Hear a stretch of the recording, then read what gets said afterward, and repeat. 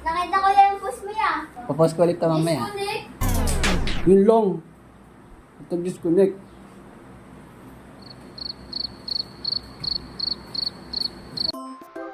Ako si Bogs, di ako tamad. Ayoko lang pumasok. Yung Lunes ng umaga, tamang hatid lang ako kay girlfriend sa BGC. Sheesh! Tapos pag uwi, tumagal na naman at mag-aayos na ako sa com shop.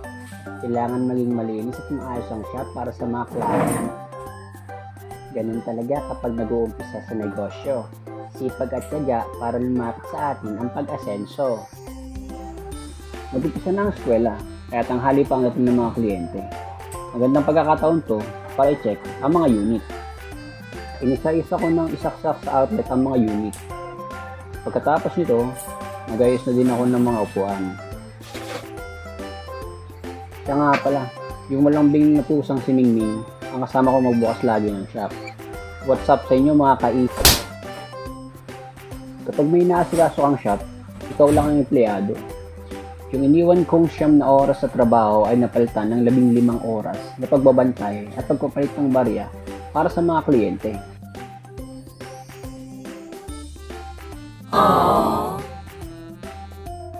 Pagkatapos mag-walis, isa-isa ko nang sinesting ang mga coin box at mga PC unit.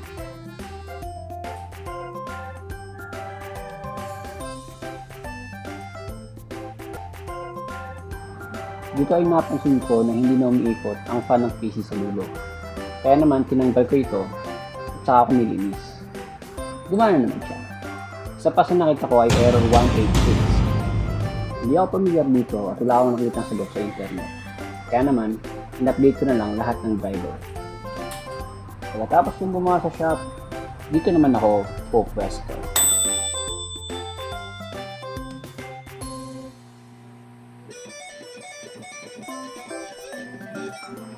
3 taon ko na yatang pinapractice yung solo na to pero ang hirap talaga.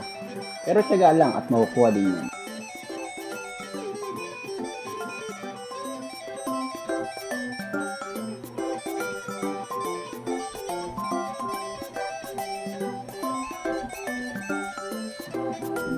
Ayun, good job na yun na may kliyente na sa shop.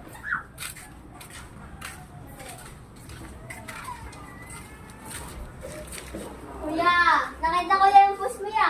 Papost ko ulit ito mamaya. Disconnect. Yun lang. Ito disconnect.